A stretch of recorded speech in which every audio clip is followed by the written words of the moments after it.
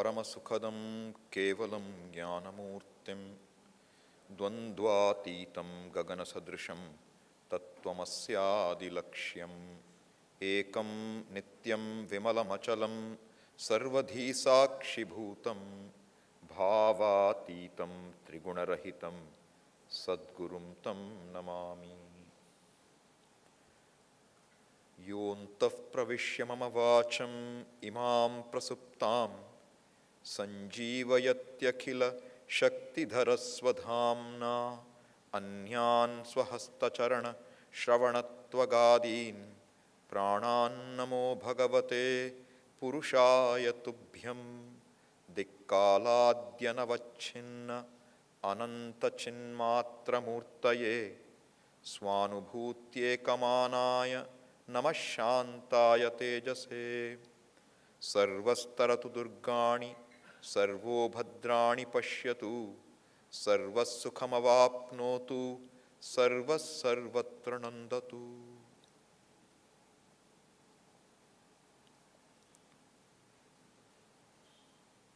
So we've trying to understand what Ishvara is. Context being to discover inner leisure, to discover acceptability of the world that I face, which means to discover a self-acceptance when I am relating with the world.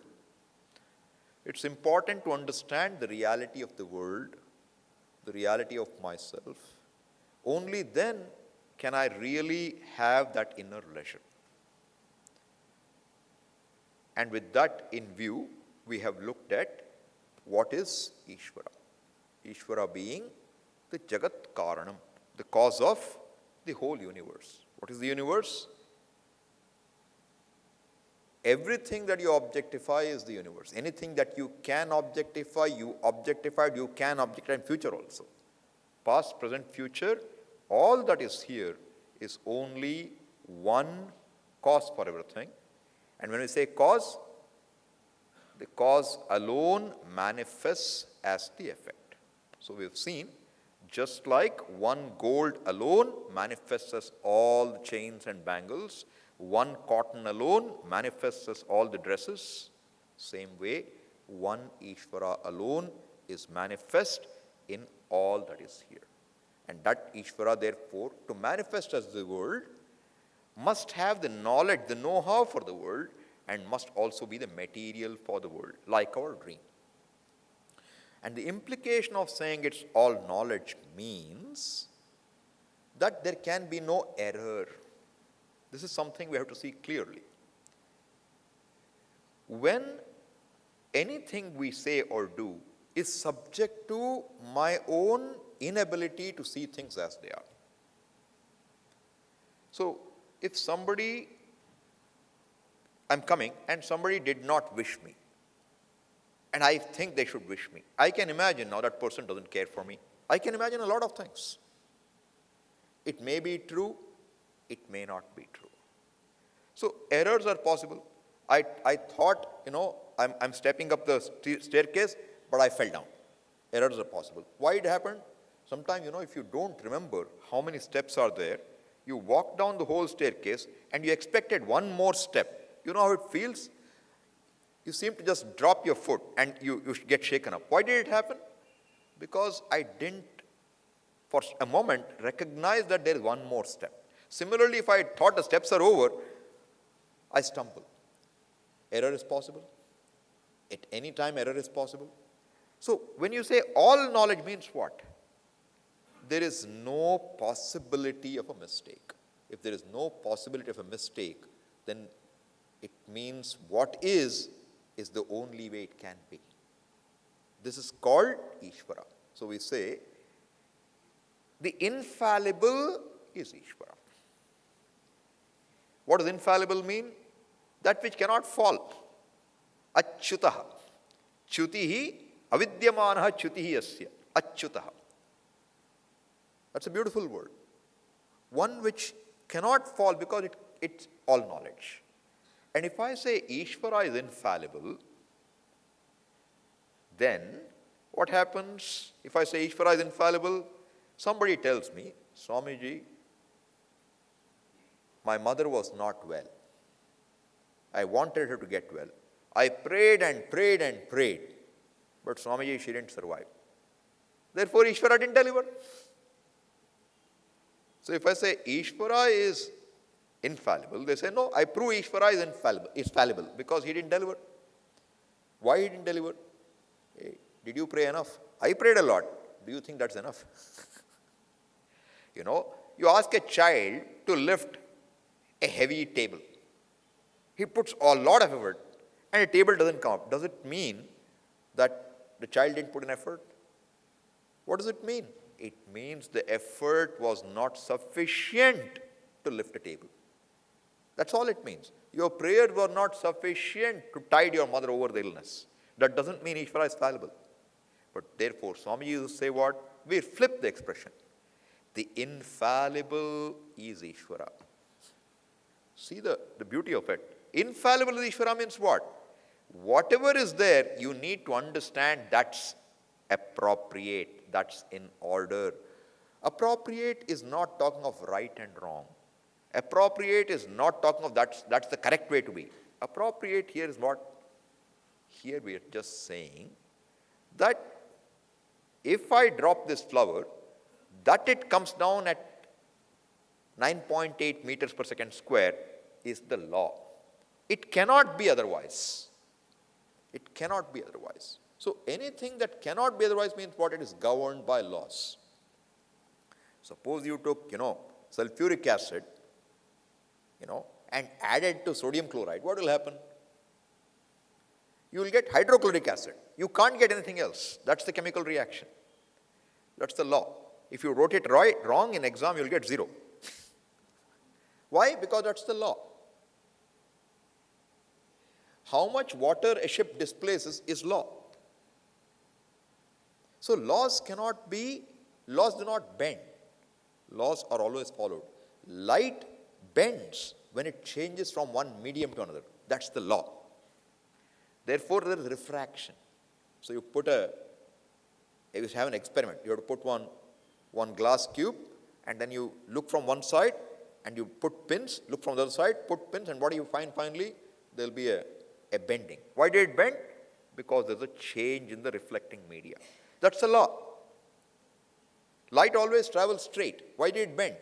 That's why it is. In the same way, everything that is seen in the universe is governed by laws, and those laws are not fallible. Therefore, Ishvara is infallible is Ishvara. So what's the implication for us? Why this is so important? Especially when it comes to a human life, you think things should be different. You say, if Ishvara is the maker of everything, why did he make diseases? Why did he make this human body which gets old? Why did he make a mind which is subject to dukkha? Why not make everybody happy all the time? No problem. You are smiling all the time. No effort. Everybody is smiling. You just think of things and they happen. Kalpavriksha, or Kamadhenu. What is Kamadhenu? Wish-fulfilling cow. Anything you ask, it will give you. Why not Ishvara made it like that? That is your wish. But there are reasons why it is the way it is. We don't understand. In fact, there is only Ishvara. There is nothing but Ishvara. Since we don't understand, we struggle.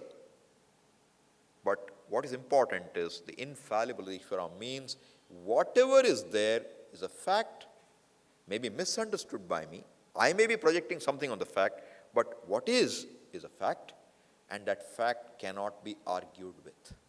Fact cannot be changed. Why is my son the way he is? He's a teenager. Why he doesn't behave? That's the way teenage is. Teenage is that way. It's not that your son is special or your grandson is special. Teenage means what? They think they know better than everybody else. That's the nature of the mind. Why is it so? That's how it is. There will be some differences, but that's the way it is. Why does a coconut tree take 10 years to yield one coconut? That's the way it is. But you can get a hybrid which will yield it in 4 years now. That's also a possibility. That possibility is given. So what is the importance of knowing infallible Ishvara means every fact, everything in the universe is exactly the way it should be given all the factors. It could not be different. It can become different in the future. Why? Because of dynamic equilibrium. There is a human will which can make a difference. You can bring about changes, but those changes take time. There's a barren land. Anekati was a barren land. Now what is it? It's lush green. It didn't happen overnight. It took 30 years, but it's changing. Why did it change? Because that's the law. Some crows came and did some droppings and plants came up. That's the law. Not just Anekati. Hills around also became green, I heard. Why? That's the law. So understand what we mean by the law. Means we learn to see what is as reasonable. And we only try to understand why it is so. I go to a doctor and say, I have a stomachache. He can't say, I don't see there's no stomachache. He has to accept my statement and examine why I have a stomachache. Is it a kidney stone? Is it appendicitis? What is the problem? He has to rule out what is not and then treat me. But even if he can't diagnose, what will he say? I don't know what's the problem. You must be suffering from a syndrome, irritable bowel syndrome. Oh, now there's no cure for it. It's a psychosomatic problem. You have a problem, Swamiji? Do you worry, anxious? What do you tell them? I'm not anxious. I'm anxious. Why you can't treat me? That's enough. The order is if you are anxious, the illness won't go. And to get over the illness, you have to become free from anxiousness. What do? This is a catch-22 situation, Happens. But everything is in order means what? Everything has a reason. You can try to address it, but that's where it stands. That's where it stands. I said stands low, so I changed my volume now. Trying to remember. Okay. So now, I said to you, we have to develop a relationship with Ishvara. Unless we develop a relationship, there is no relation between me and Ishvara. And how do you develop it?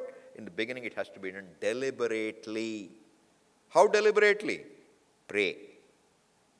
You have to pray. You have to engage in something which invokes that relationship. So someone has asked a question, how to pray?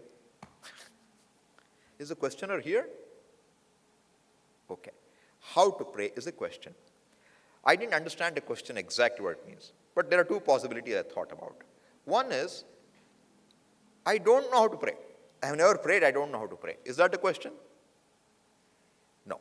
So, but if that is the question, then the point is, how do you ask your parents, as a child, how do you ask for something?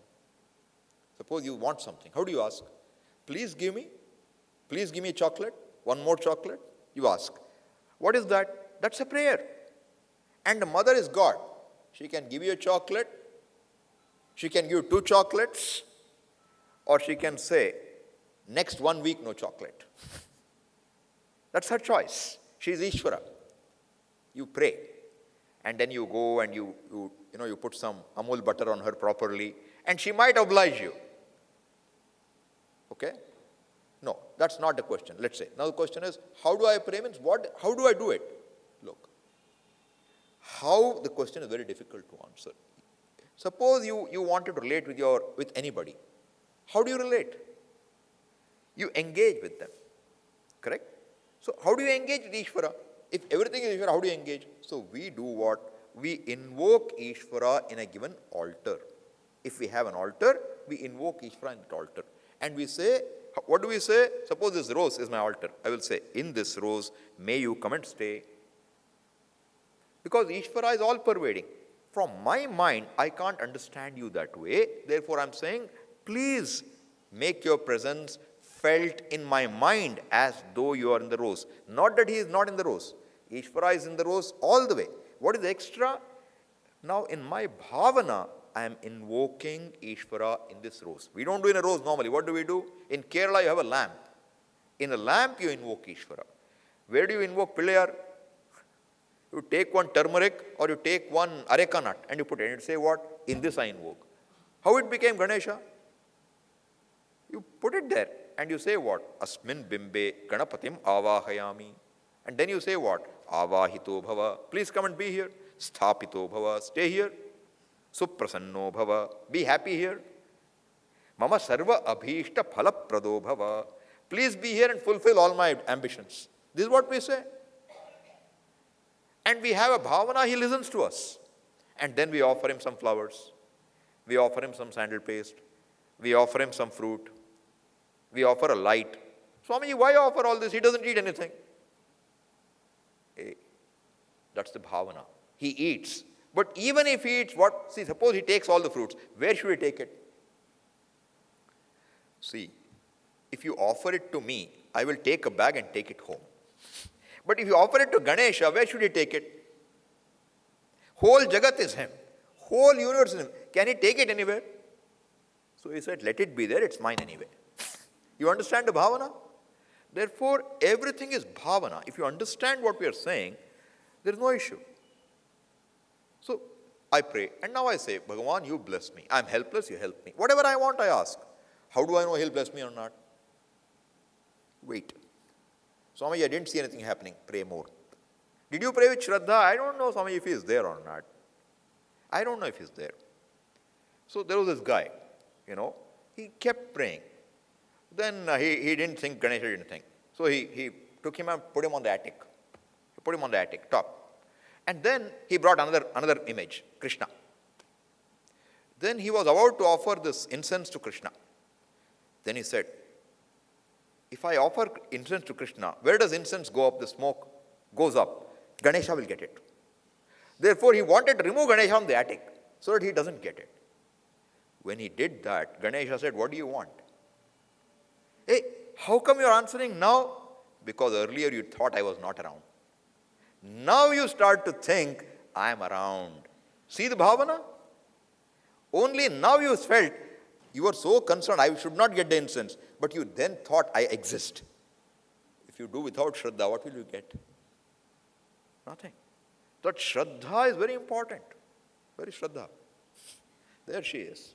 Yeah. So Shraddha is very important, okay? What does it mean?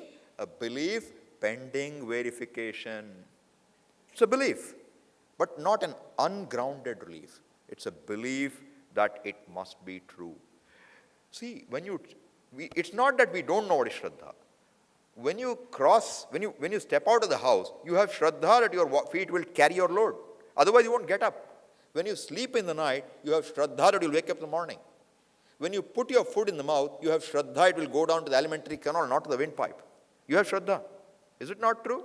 When you go to a hospital, hopefully, you have Shraddha, you will come back well.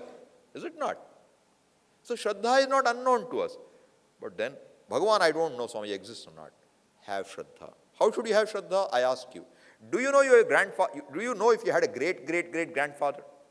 Do you know? Did you see him? No. How do you know he was there? How do you know he was there? Huh? Because you are there.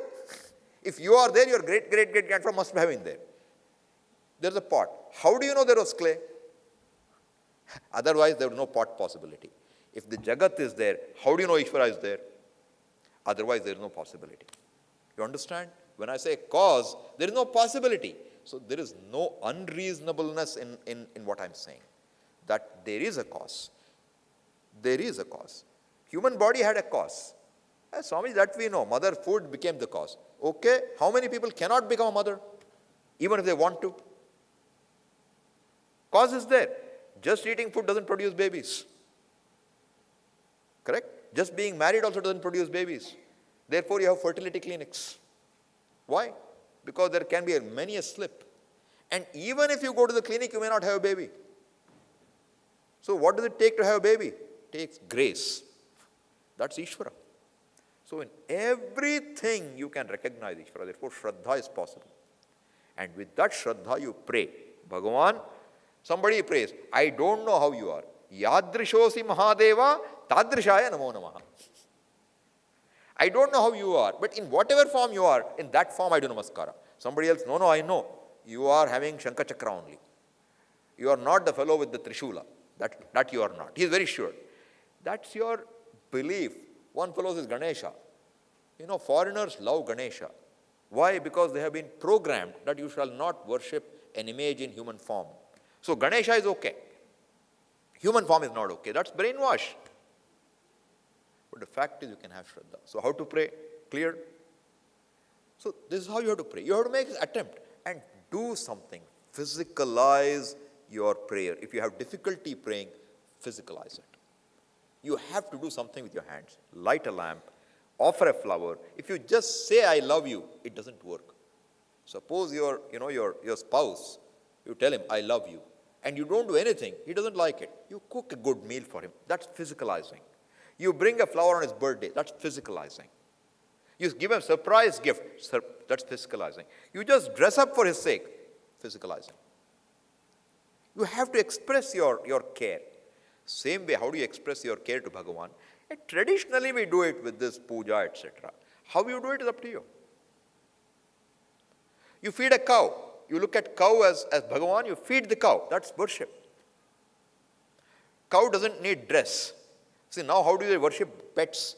You go and buy my dog must be feeling cold. So what? You go and buy a dress, get tailored for a dog. I mean, amazing what all people do now. They have pet superstores. How much affection you can show to your pet, show that to the dog, okay? D-O-G, G-O-D, that's the only difference. Not much. If you show as much care for God as the dog, you will do very well. That's the fact. So this is what Ishvara is. All right? So we need to build a relationship by prayer, by japa, by mental prayer, by oral prayer, a lot of ways. We will see if we have time to explore them a little later. Okay? So now, let's come back to what's the relevance of what we have seen so far. Who is a human being? What does humanness mean? What distinguishes a human being? We say two things very unique about a human being. One is he is self-aware.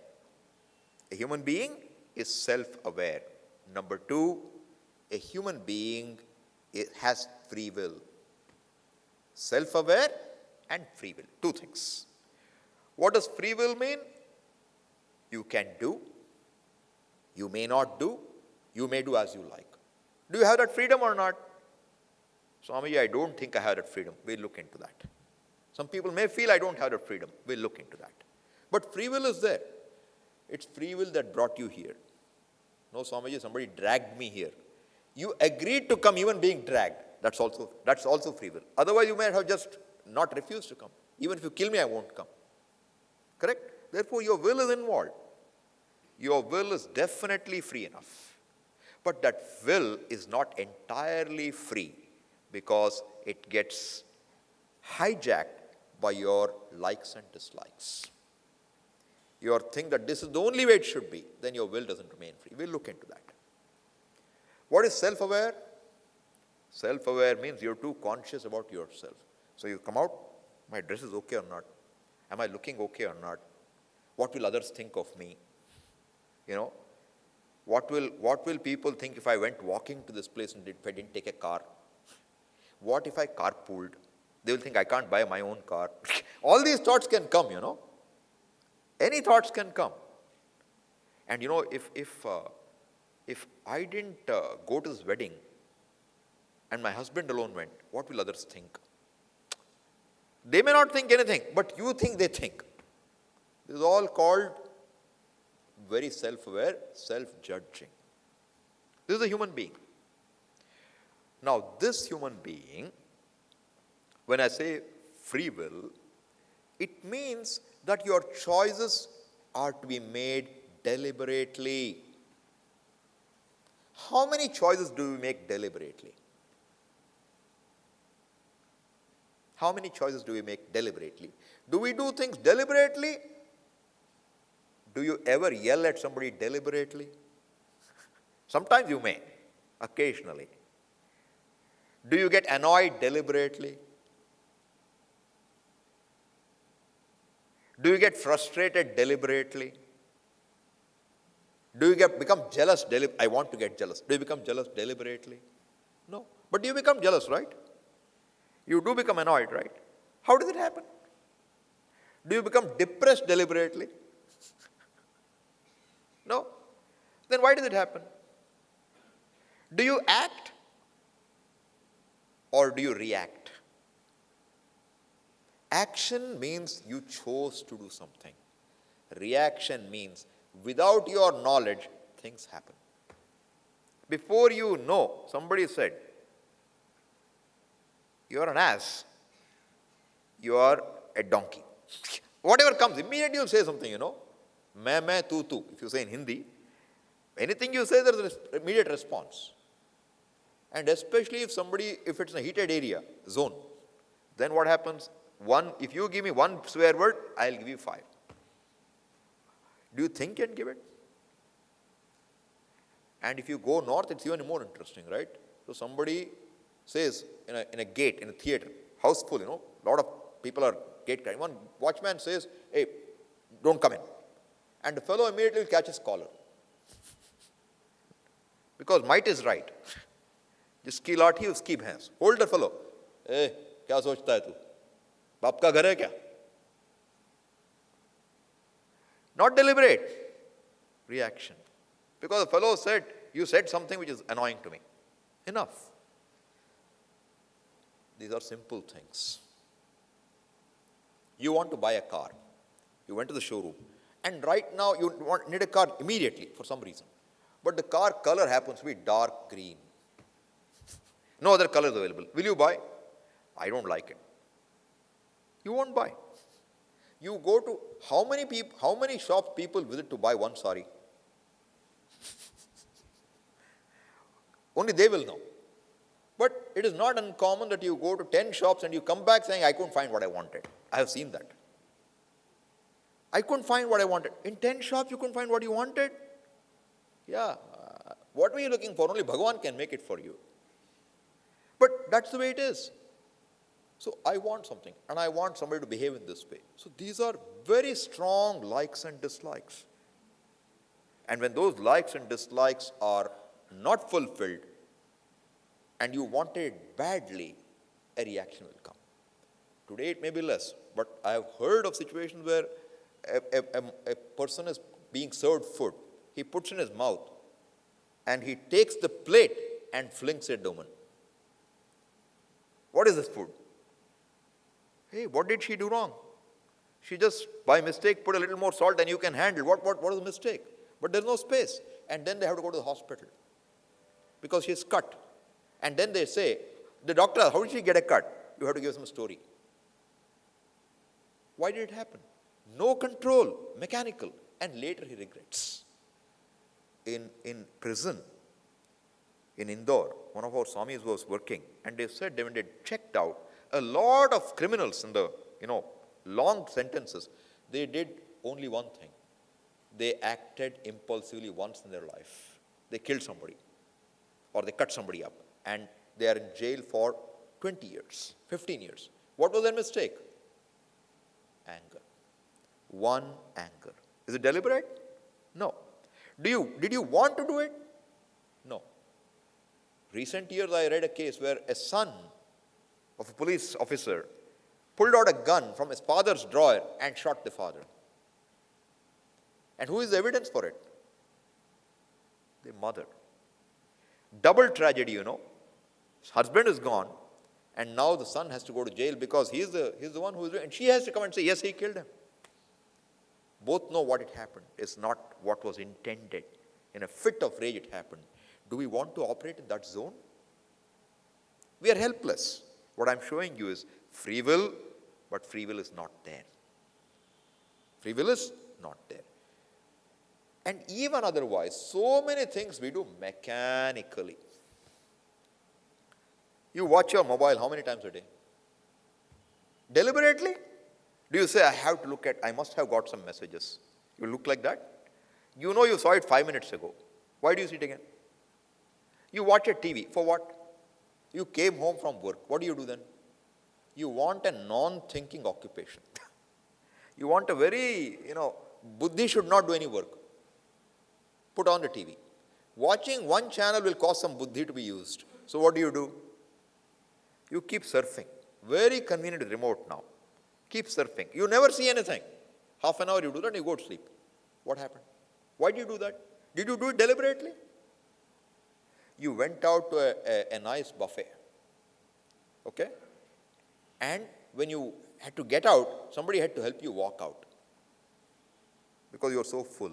Did you overeat deliberately? 5-star hotel, So when we were students, some students went to a 5-star hotel. And they are paying whatever, 400 rupees or 500 rupees for a buffet dinner, buffet lunch. They found out what time buffet opens. 11 o'clock. They went there. Then they ate. Then they wouldn't get up because their buffet goes on till 4 o'clock. They kept sitting there. They kept eating till it was time to get up. And when time to get up, they can't get up. What made them eat? That greed that I have paid 500 rupees, paisa pura vasool hona chahiye. Nothing should remain. Is it your will or is it greed? What's acting? So the free will is hijacked by your likes and dislikes. And if you don't free your free will, you are not qualified to be called a human being really. A human being means purushartha. You can choose. If I can't choose, I am as good as a dog. A cow, even if you offer him, Big Mac, he will eat the bread and leave the stuff in between out. But you offer an Indian overseas a Big Mac, who has never eaten it before, he can eat it all. What's the difference? The human being is not programmed. He can do things. He has to be told, hey, don't eat meat. We are Vaishnavas. When you go abroad, at least don't take beef, for God's sake. And he says, yes. When he goes there, he says, cooking is such a pain. Nobody taught me cooking. And everybody eats, and it's so cheap. It's so easy. First day, I took out the stuff in between. It happened, okay? First day I ate, I took out the stuff in between. 2 days I did that. Third day, somebody said, it's between the buns anyway, you can chew it, it's okay. They tried that. Seemed okay. Fourth day, he said, why not mac chicken? That also looks okay. Then fifth day, it came to fillet of fish. Then, his meal was very nice. Every day, one mac chicken, one fillet of fish, and vegetarian starting, so one apple pie, one Manila milkshake, one French fries. His weight was 60 kilos. In 1 year, it became 90 kilos. Truth. What made him do it? Not will. Laziness. A disinclination to cook, to eat healthy. A disinclination. Laziness. Raga. Raga is like. Dvesha is dislike. I don't want to cook. So whatever I get, I will eat. Junk, I will eat. And junk tastes good. I like it. So I will eat. Both sides. Therefore, what happens? Whole lifestyle goes. And what do the vendors do very nicely? You say, smoke cigarette, they'll add a little extra nicotine so that you'll get addicted more. They want you. So they will do what it takes. So what did McDonald's do to get children? You give a toy. And every time it's a different toy. So what happens over time? The child wants all the collection. Therefore, he will take you there. And once a child starts enjoying a fast food restaurant, it's a customer for life. That's psychological research. They know what they're doing. But the child doesn't know what it's doing. And the parents don't know what they're doing to the child. See how mechanical we become over time. And after a while, you don't decide. The restaurant decides you will enter it. Mechanicalness. So if you are mechanical, the first thing is I have to learn to become non-mechanical. That means I have to make choices deliberately. Do I talk what I should talk, or do I talk whatever I feel like talking? Mechanical. Mechanical. Therefore, what is deliberation? Does this fellow want to listen to me? Or am I victimizing him? Then, if he wants to listen, is the topic interesting to him or not? Topic is also interesting. Does he need to know all the gory details or not? And is it beneficial to him or is it a waste of time? All these the Gita talks about. You should decide what is to be said, when it is to be said, to whom it is to be said, why it is to be said, whether it should be said. Then you talk. That is called deliberation. That's called deliberate. So how do you become deliberate? You have to choose to become deliberate. You have to choose to become alive to our life, not doing everything just like that. We eat. We eat watching the TV. After a while, you know what? You don't know what you ate. Do you observe that? You eat reading a newspaper. You don't know what you ate. You're talking on the phone. You don't know it's 2 hours. Very common. And now it's so nice. They will give unlimited talk time. Means unlimited addiction. Somebody said they can't stay off social media and spend 7 hours a day on social media. How? Now you can't give up. Addicted. I'm saying deliberation. So our Shastras say what? Anything you want to do, you make a sankalpa. You make a deliberate affirmation. I will do this every day. I will get up in the morning at 6 every day, let us say. Then if you don't, you have to flog yourself and get up. That's when, and therefore what? You make a public commitment, not private. Publicly you have to say, I will do this. Then you become committed. Sankalpa Shakti. You have to, how do you strengthen your will? By doing. You make a decision and you keep doing. I can't. Do it. How do you learn to drive?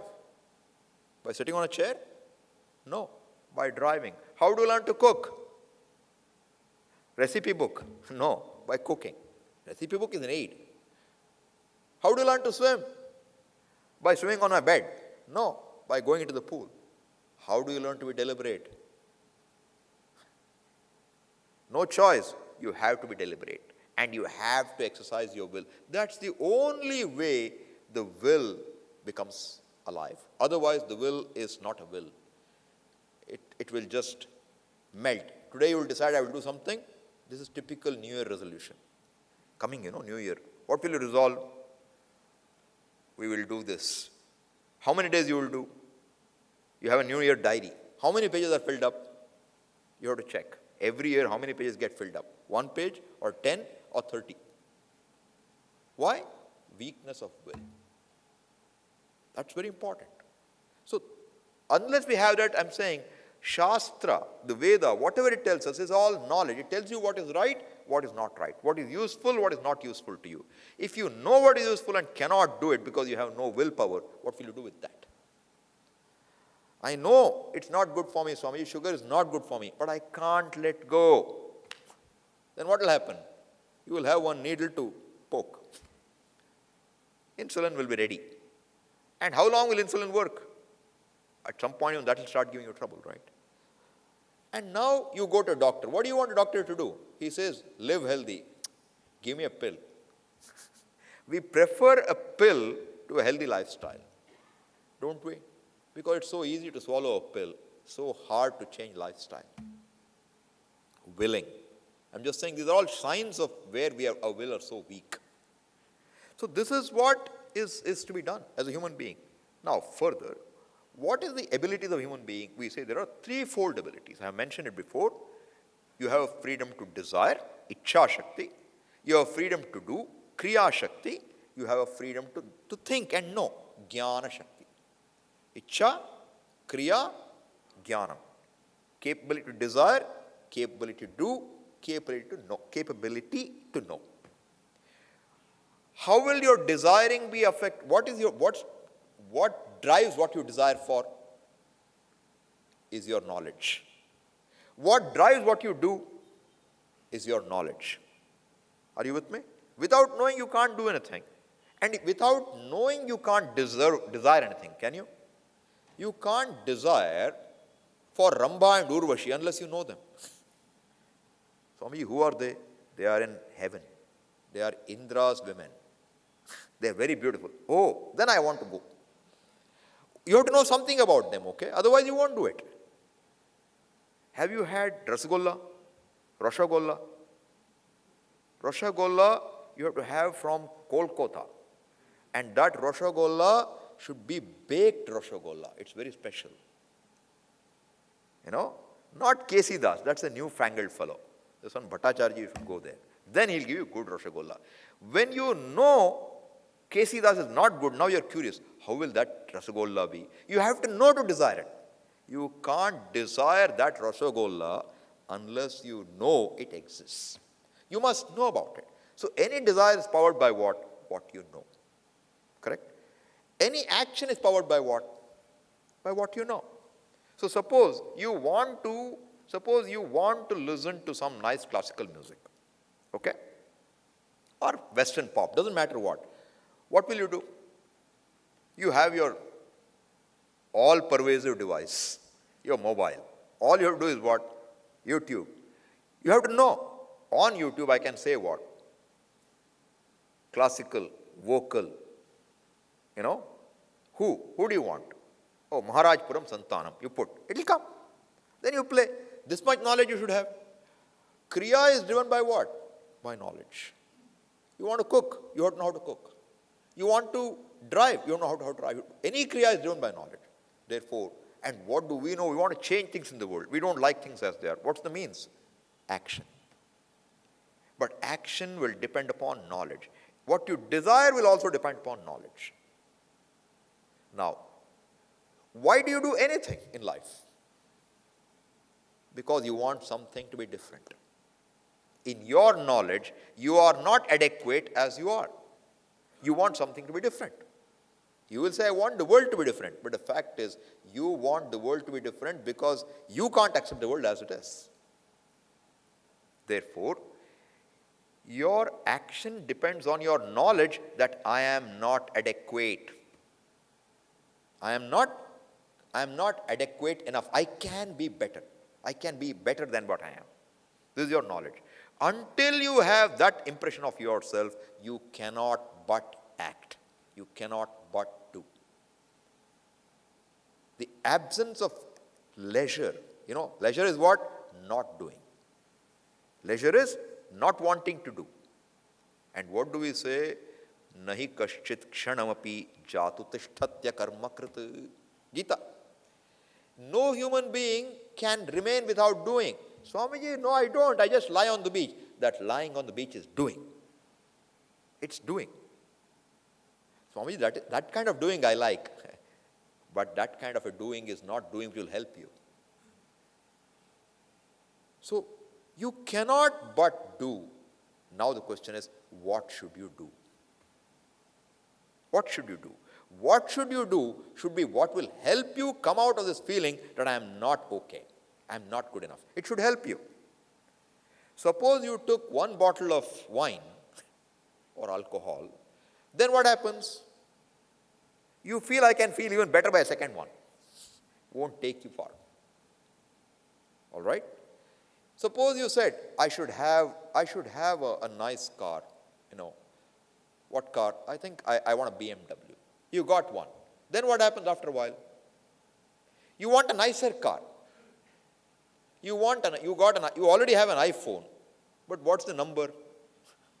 13? Come on, what's the latest now? You have to know what it is. And you know what? New Year's sale. If you buy today, you'll get a better price. Tomorrow it'll be too late. Buy it today. This is how the buddhi works. Right? So I'm saying, what you do, will it help you or will it again increase your thirst for more? Will it make you adequate or make you more inadequate? And this desire is so strong. So somebody says what? Beg, borrow or steal. In our culture, there is no steal, okay? Beg, borrow maybe, not steal. Why? Because stealing will leave you with a guilt. Any action, whatever you enjoy, if it is laced with guilt, you will not really enjoy it. Therefore, the Veda comes in here and says, what is appropriate for you? You don't know what is appropriate? I will tell you something. Dharma is very appropriate. What is dharma? Dharma is what is right, what is wrong. Not right, wrong as you think. right wrong as Veda informs you. And in fact, even before Veda informs you, Bhagavan is the Srishtikarta. He designs you with a head. And in that head, he already has put some ROM, read-only memory. You can't erase it. What does it say? It says this to you. I don't like to be hurt. I don't like to be hurt. And I know no other living being also likes to be hurt. We know it or not. Does somebody have to teach you that, if somebody hits me, I don't like it, but others, I think they'll enjoy being hit. Is that what you think? What do you know? For a fact, whatever hurts me, if somebody insults me, I'm hurt. If somebody beats me, I'm hurt. If somebody pokes me, I'm hurt. Therefore, others also can be hurt. Therefore, I should not hurt them. Is it innate or not in your head? Unless that knowledge is destroyed deliberately by someone who says, if you are a believer, if he is a believer, don't hurt. If he is a non-believer, you can kill him. If he is a non-believer, you can convert him. If he is a non-believer, you tax him. Because non-believer, and we are a very peaceful religion. Our religion means peace.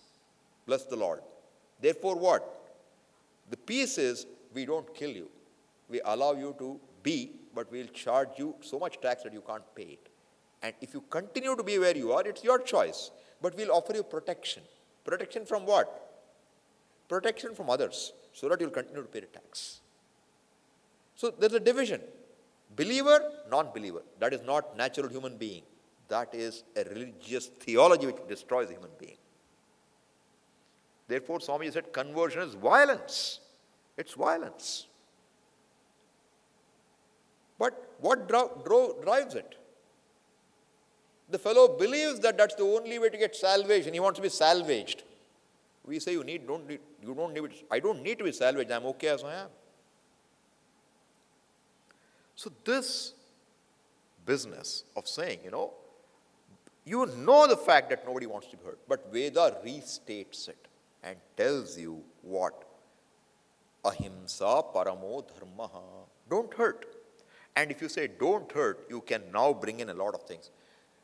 Are you hurt if somebody lies to you? Somebody you trust tells you lies. Are you hurt or not? Yes. Therefore, you should not lie.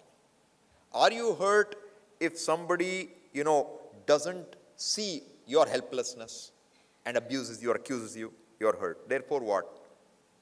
You should be understanding of others. Right? Are you hurt if somebody promised you something and doesn't keep it? Therefore, if you make a promise, sankalpa, you must keep it.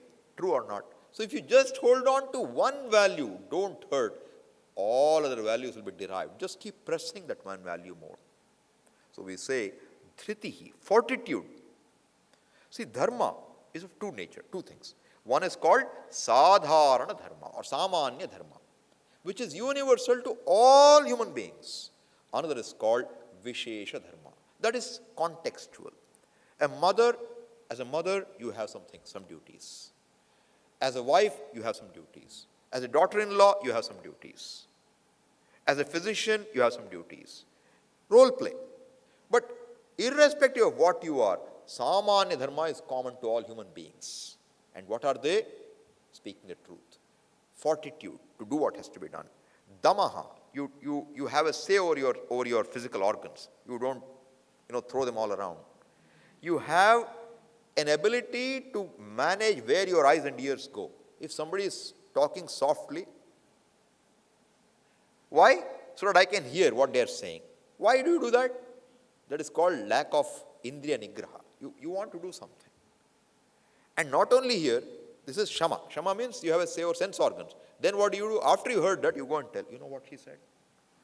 That is called no control over your mouth. That is called dhamma. So these, not expressing your anger inappropriately. Anger will come. We never say don't get angry. If somebody says don't get angry, you tell him how. Tell me how I should. I didn't get angry by choice. Why are you asking me not to get angry? If I choose to get angry, I can choose not to get angry. If I'm angry helplessly, you have to help me how to not get angry, right? So we say what? You can find a space between the anger and the action that stems out of anger. That interval you have to develop. So these are all what? And for all this, what do you need? You need kshama. Kshama means acceptance. Kshama sometimes translated as forgiveness. Tolerance. Tolerance means, you know what? I'm bigger than you. I'll tolerate you. You're a pest, but I'll tolerate you for some time. Otherwise, I would have use hit, raid or hit on you. That is called tolerance. What is kshama? Not forgiveness. Forgiveness means you wear a superior air. I'll excuse you means what? You need to be excused. I am the boss. I need to be excused for so many things. How can I excuse somebody? I myself am not perfect. Therefore, what is kshama? It is acceptance. You let people be. You let the world be. You let situations be. With your freedom, you're welcome to desire and act to bring about change. What do I mean you let people be? You see a person and you say, Swamiji, this person is so rude. He should not be rude. That's not in your hand. The person is rude because he is helpless, perhaps. You can't change him. You can tell him, please become gentler. He can try, but he may not succeed. He may not try. It's his choice. You can't change anybody. You can't change anybody. When you can't change yourself when you want to, what's the chance you will change somebody else? If somebody changes, they chose to change themselves despite you, not because of you. You can't change situations.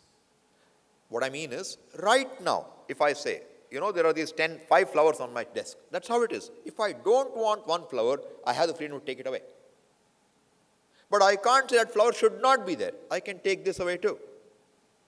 And I can put something else in its place. Freedom. I don't like anything. I can just push them all and make them all fall. I can break these. Freedom. But I can't say it should not be here. Right now it is here. It's a fact. You can't resist a fact. Fact is your whole past. Your whole past is a fact. Swamiji, I struggled so much. Nobody cared for me. You keep singing. The more you sing about your past, the more you are held down by your past. You will not be able to free yourself from your past unless you want misery and you want pity from others. Yeah, I'm so sorry you had such a difficult childhood. I feel good. That doesn't help you. You depend on others to pat your back and tell you you're okay. That doesn't help you. You want to explain away your difficulties in life, why you didn't do well. Swamiji, if my father had sent me to a good school, today I would also be like big guy. But no, now I'm only a cook because father didn't do. Blame goes to father. But where is the real problem? I am a cook is not acceptable.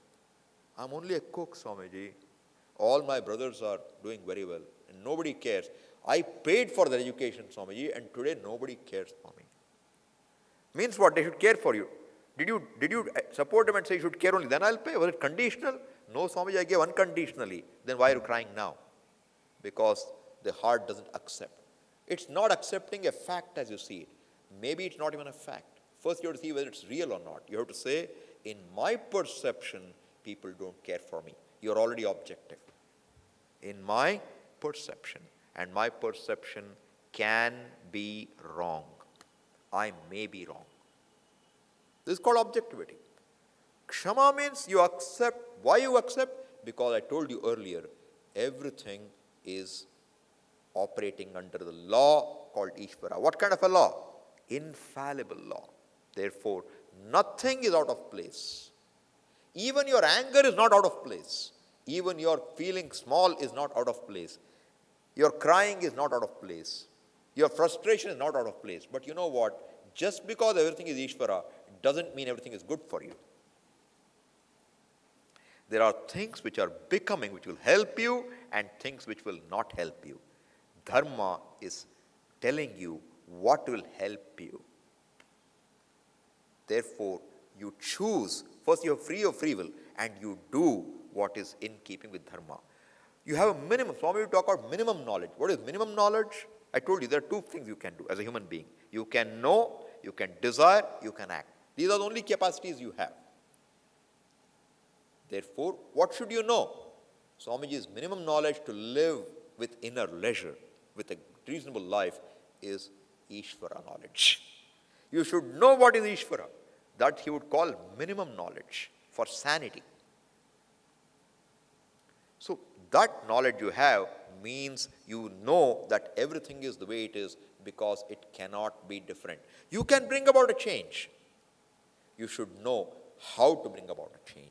You should know what can be done. You have to select an end and you should select the means for it. If you want to become a physician, you know you have to write NEET. To write NEET, you have to prepare for NEET. To prepare for NEET, you must do well in school. It goes all the way. Correct? Everything leads to another. Same way, if you want to be happy in life, what should you do? Dharma you have to pick.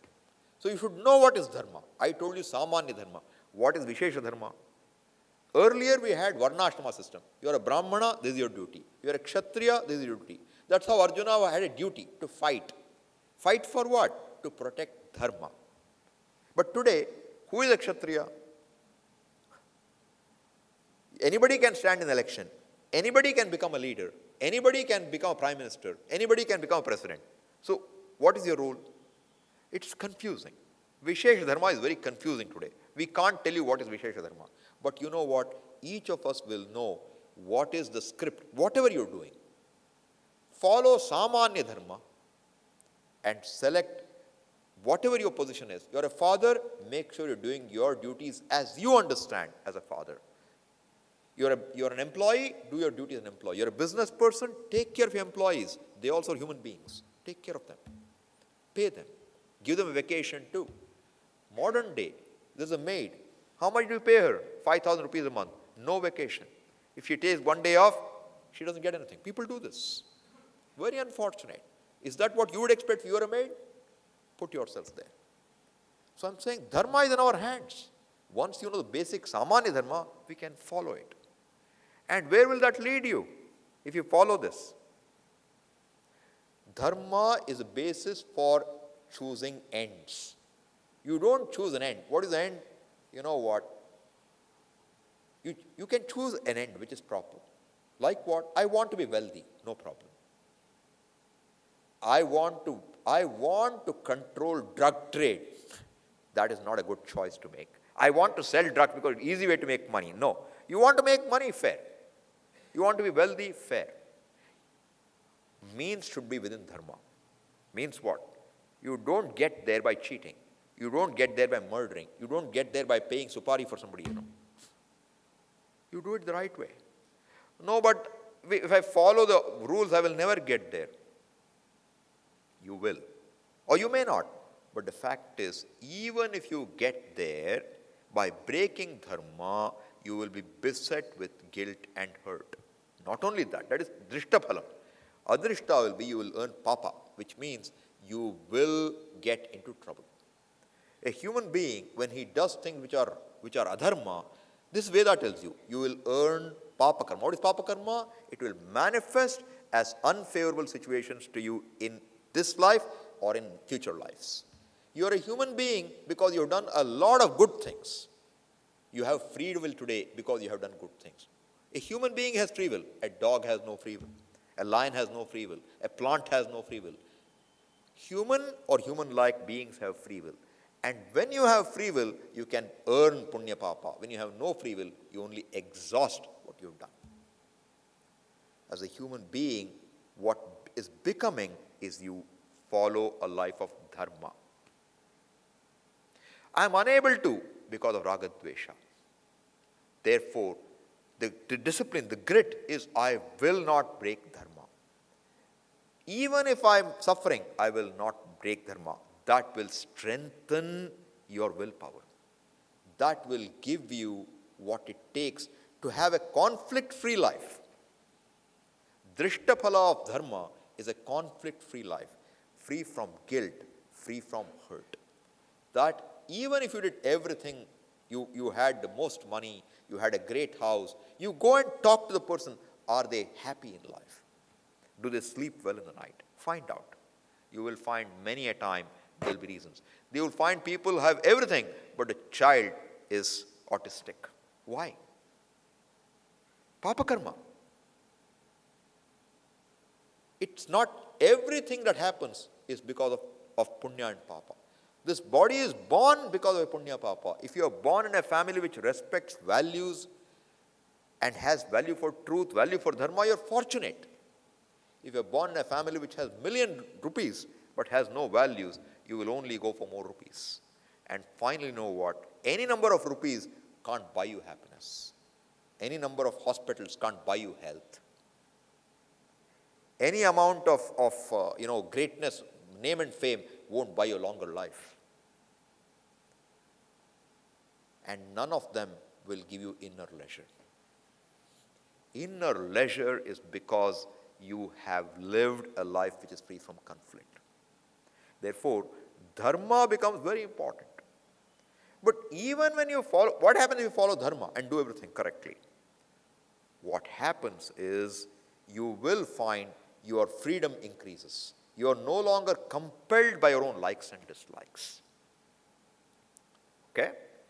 So a life of ethics means lesser inner conflicts, no regrets, no guilt. You have a duty-based life. Our culture was duty-based. What is duty? Duty means I must do this. It is to be done by me. It's not right-based. What is right-based? This is my right. Women's right. Children's right. Animals' right. Everyone's right. Right is always conflict because you're demanding. And somebody else also wants demand. The two will fight. Duty means you want to give. Who will stop you? Our society was duty-based. Why? Because what it takes to grow as a human being, what it takes to be happy is a life of minimum conflict and a life of giving, not grabbing. More you grab, you don't become wealthy. You may be rich. Actually, you're not rich. You're moneyed, but you're not rich. What is richness? He has 5 rupees and he's able to give you 5 rupees. You hear the story in the Mahabharata. Brahmana is hungry. No food for so many days. Food has come. 5 people are sitting to eat. Guest comes. Guest is hungry. The Brahmana, the owner, the head of the family, gives his food away. The guest eats. He says, I'm not satisfied. Wife gives away. Still not satisfied. Son gives away. Then daughter-in-law gives away. Then it happens that Bhagavan says, I came to check you out. But the fact is what? That ability to not care about my hunger because I care for the other person. That is called value for that giving. So this is how our dharma was. So you live this life, and if you live this life, you cannot live this life unless you keep Ishvara in view. That kshama, that acceptance is impossible unless you see that everything is in order. And in the order, you will grow by following dharma. Therefore, this Ishvara understanding, without that, you cannot really follow even dharma. You cannot see why you should. Because what will people ask? When I was a child, I would ask my mother sometimes, all children copy in the class. And my father would say, you have to stand, you should always be topper in the class. You should always 100 out of 100. Anything less is not acceptable. Then I say, everybody does that. Why should I not do it? My mother will say, doesn't matter. Never copy. Get 0. Let your father scold, but don't copy. Value, instilled, has brought me where I am today. Nothing else. The truth cannot be given up. I'm thankful for that. Otherwise, you go to an IIT, you go to an IIM, what do you find there? It's amazing to see people with so much brilliance are using it to cheat. They sit down and decide, you study chapter 1, I'll study chapter 2, so that we can both do collaboration. What a brilliant collaboration you have.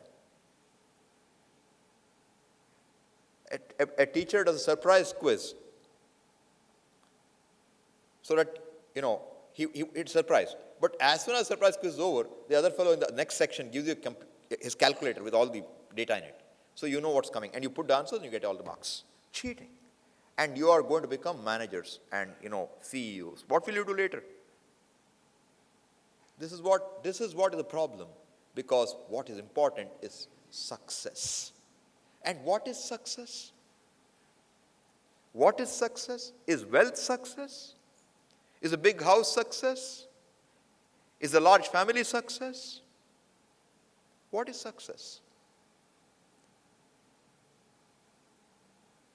Success is if a person can manage his likes and dislikes and manage to be within dharma. If likes and dislikes manage you, that's not success. That's not success. So understand what is success for us. Success is not how much you earned. Success is not how many cars you have, how many foreign trips you make. Success is not whether you own a business. Success is not whether you have an American passport or not. Success is you don't bend dharma, your values, for the sake of some likes and dislikes. Likes and dislikes don't drive you, you drive your likes and dislikes. This is called success. So if this is how you look at it, then I told you, our goals were artha and kama. Now we added one more goal. What is that? Dharma. Dharma has to supersede artha, security needs, kama, desire fulfillment. When dharma becomes important, these two have to play second fiddle. And in that what happens is your values grow. And when this happens, somehow Bhagavan will open doors to you towards more and more inner leisure. That's how it works. And then you will wonder, despite doing everything by dharma, so somebody comes and told Puji Swamiji, Swamiji used to say, Swamiji, my husband is such an honest man. We are very honest people. He has worked 40 years as an IAS officer, Swamiji. We still don't have our own house. All of his friends have 10 houses. Swamiji, Pavam, what should we do, Swamiji? Very sad, This truth following has given us nothing, Swamiji. Look, dharma will not give you houses. I heard, okay? If there is one flood, one tsunami, people smile because so many bureaucrats can have enough money to make houses. One tsunami gives so much money. You sign for 1,000 rupees and you give 500 rupees per person. What do you make? This happened in the tsunami time. Somebody who was there told me this. They have to sign and they're getting 500. What happened to me in 500? It's open daylight robbery. Do you think that fellow will do well in life? He may. Dharma Shastra says, Dharma gives you artha. Dharma gives you kama. Dharma alone will give you peace of mind. If you don't, it's not far away when you will end up in trouble. It's not far away. It will happen. It will catch up with you. I don't believe in it. You don't have to. I can't convince you, but understand one thing. Veda doesn't lie. Pramanam, it's a means of knowledge. That's Shraddha. Believing that is Shraddha. So this, when you do enough, then one day you will start saying, you know what, even following dharma, I still become sad so many times. I get artha, I get kama. Is this all life is about? Then, if your punya is right, when Puja Swamiji appears in your life, and he tells you, you know what, you don't need to gain anything to be happy. You don't need to get rid of anything to be happy. You are what you want to be here and now. You are free. You are free from anything you don't want here and now. Swami, but I don't feel like that. That feeling is a problem. You don't know who you really are. Come, I will teach you. That is called moksha purushartha. Freedom, an absolute freedom. But when does it come? Only when you live a life of dharma. If you short circuit a life of dharma, moksha does not come, cannot come. What is moksha? Freedom. Freedom from what? Freedom from whatever you don't like. I'm not saying you won't have a next life. I'm saying freedom from whatever you don't like is moksha. Do you want anything more in life? all that we do in life is to get rid of what we don't like and try to gain what we like. I'm always wanting, lacking. This Purushartha can only come when there is dharma. And dharma is not there unless you understand Ishvara. And understanding Ishvara, Swarupa of Ishvara, what's the reality of Swarupa, you will realize that the reality of Ishvara is not different from my reality. Like a wave thinks, I am so small and the ocean is so big. I am following dharma. Imagine wave with a human mind. I am following dharma. Still I die so quickly. My children die so quickly. No life really. I don't know what will happen next moment. Ocean is always happy, full. I pray to ocean. He's my Ishvara. But he doesn't bless me. But you know what? Then Indian Ocean wave occurs there. This is Atlantic Ocean, okay? What does Indian Ocean wave say? It's a guru wave. What does it say? Hey, wave, what are you? I'm a wave. What were you before you became a wave? What were you? I was water. What will you become when you die? I'll be water. What are you right now? I'm a wave. Hey, wake up. What are you right now? Water. I am a water, so what? I'm still a wave. That's the problem. I'm a water but still a wave. Are you water? If you are water, wave is only a form. Wave is only a form. It's like a pot saying, I'm a pot. It's clay. This guy says, I'm a chain. You go to the goldsmith, what will he look at it? He doesn't see a chain. What will he see? Gold.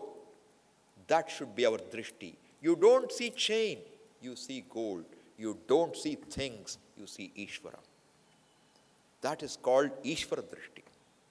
That drishti cannot come if I am letting my wishes fly all over and follow them everywhere. It's like being on a chariot whose horses are uncontrolled, unbridled. Chariot doesn't know where you're going. Where will you end up? You're going on a horse and there are some nice fields on the roadside in a ditch and the horse will go there. Where will you end up? In the ditch. That's what happens in life. So to come out of all this, Ishvara understanding becomes so critical. And the basic rule is what? Whatever is Ishvara, and it is exactly as it should be. You can bring change. You are free to desire, free to act, free to do anything you want within dharma. It's not hard, but we don't do it necessarily. First, because we are mechanical. Number two, because we don't, do things. And if you understand this, your goal, until now, you are a religious person. Religious means what? Vaikuntha Ekadashi, you are in a queue to go down the Dwaram. Because that is where you believe your freedom lies. Because this life is useless. After life, I will end up in heaven. That's where I want to go.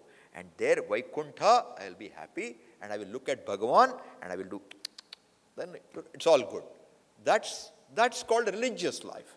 Because even if you go to Swarga, you will come back. Because Punya will take you there. Punya, when it exhausts, you will come back. It's like you go to a hotel with a big credit card account. When you finished your credit card, what do you call that? The total amount you can spend, You spend it, then the hotel will say, thank you, goodbye. They are keeping you only till you have money. Swarga is no different. That's why this life ends. When the karma for one life ends, you drop this body. Therefore, even if you go to Swarga, you will come back. Then when you understand that is not the end. How does that come? Because a guru tells you something. And then you say, all right, you now realize that my life should not be world-centric. World is not the problem. The problem is centered on me. Your pursuit changes. Now your pursuit is no longer just artha, kama, dharma. Your pursuit is only freedom, because in and through wealth, I was pursuing freedom. Freedom from lack of wealth. In and through pursuit of desire fulfillment, I was pursuing freedom. In and through pursuit of dharma, I was seeking freedom from that conflict, which is also pursuit of freedom. Therefore, what I really seek is the pursuit of freedom, freedom from what I don't like. And my freedom, every time I laugh, I smile, I see the fact that I am happy and I want nothing in the world to be different for a minute. If I see that, then what stops me? It means that I am happy for no other reason except just that I am what I am. And that freedom, you get a glimpse of it in a meditation. Okay? And then when you get a glimpse, then the knowledge that you're gaining from the Shastra takes more strength. Then you want to know even more. Finally, it is the knowledge. I told you, Jnanam and Ichcha, only two things, Ichcha and Kriya. When the Jnanam tells you, you are okay as you are, Kriya can drop off. That's the whole journey. All right? So, it's time. I don't like to leave, but it's time. So, Idam Purnat Purnamudachyate Purnasya Purnamadaya Purnamevavashishyate Om Shanti Shanti Shanti Harihi Om Shri Gurubhyo Namaha Harihi Om. Thank you all.